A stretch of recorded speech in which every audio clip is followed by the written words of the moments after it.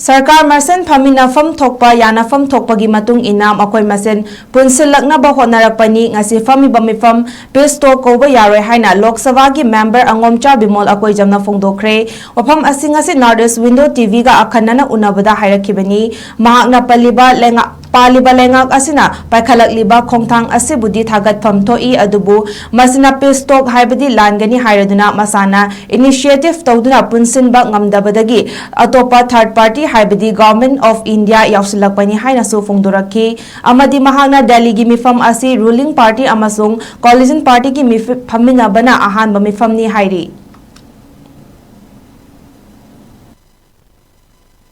पिस्टो वरगदी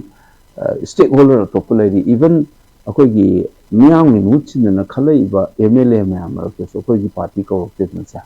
असि broad base ओरम चांगफिने वर्टिस मोगी रूलिंग कोलिएशन हाइतारे अच्छे बीजेपी देगी एनपीएफ मोगी सरकार लेना के याव मोगी मी खर कौरगा मीटिंग तौबनेबा अक्रॉस कम्युनिटी को अकाउंट में से कुकी में के वाई सानबा हो रहता है जे कुकी में के नते एनपीएफ यावसिदी नत्रा अन्ना अइने मोगी होजिकी लेना पाइरि मोगी कोलिएशन हाइतारे पार्टी को बीजेपी एनपीएफ मोगी एमएलए खरा कटिंग अक्रॉस कम्युनिटी को लोइनम कम्युनिटी में हम दया को मोगी रूलिंग जलैगा लेना का सागोन हरिबो मोगी पुलिस पार्टी की मिहुत एमएलए कांगो मकौरगा वारी साबा होबने को अन्ना डोंट कॉल इट अ पिस्टॉक कुकी मेकै वारी साबने हाइबे लांगले से को अजिन तोके पिस्टॉक हाइबे लांगने मोई मसागी रूलिंग पार्टी अमसिन कोलिएशन में पाना में मुझे आन फमिना बम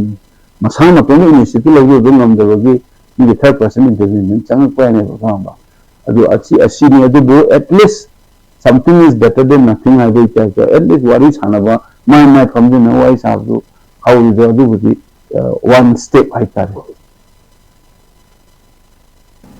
लोइनना मणिपुर बुसु लेवानन ओहेनबा होनबा यारोय हाइनसु महाकना मखा ताखि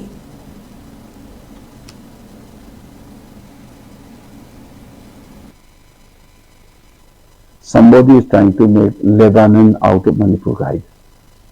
कई में कुकी इंटेलेक्चुअल्स में हमने चाहे कुंसा में कंसोसिएशनल मॉडल ऑटोनॉमी बेल्जियम स्विट्जरलैंड नहीं पावा सुनांगे पुने वो कोई रे वजनांगे इसमें नत्रा लिविंग टुगेदर सेपरेटली काइन नांगे बम्मे हमसे मसी खाना दाइने मणिपुर लेबानन ओलन यारो है से